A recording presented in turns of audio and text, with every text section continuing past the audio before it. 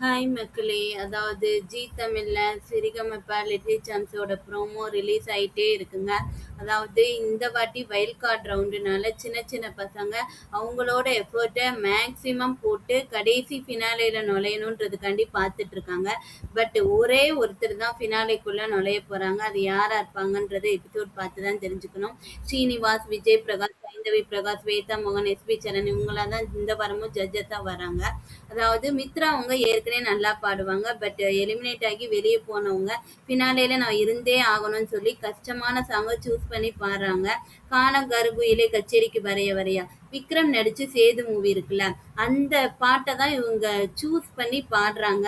அவங்க பாடி முடிச்ச உடனே ஸ்வேதா அவங்க இது உனக்கு ஒரு கிரவுனிங் மூமெண்ட்னா இந்த பெர்ஃபார்மன்ஸ்க்காண்டி உனக்கு ஒரு கிரீடமே சூட்டலான்னு சொல்லி பாராட்டுறாங்க. அதை விட மேல இந்த மகதின்றவங்க வந்து நல்லா பாடுறவங்க தான். பட் அவங்களும் எலிமினேட் ஆகி போனாங்க. அவங்க வந்து ரொம்ப டஃப்பான சாங் அழகு மலர் ஆட அந்த சாங் வைதேகி காத்திருந்தால் மூவில விஜயகாந்த் ரேவதி நடிச்சு ரிலீஸ் ஆன சாங்ல செம்ம டஃப்பா இருக்கும். அதை சூஸ் பண்ணி பாடுறாங்க.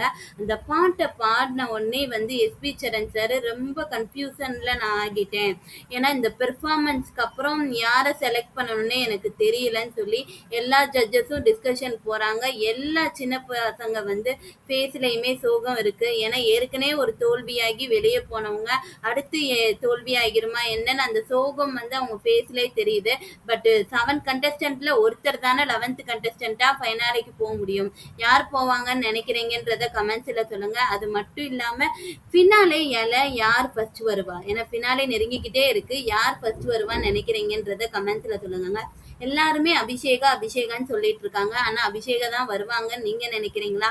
அபிஷேகாவோட ஃபேவரட் சாங் உங்களுக்கு என்னன்றதையும் கமெண்ட்ஸ்ல சொல்லுங்க. அடுத்தடுத்து சரிகமபா லிட்டில் சாம்ப்ஸ் அப்டேட்ஸ்க்கு சேனலை சப்ஸ்கிரைப் பண்ணி வச்சுக்கோங்க.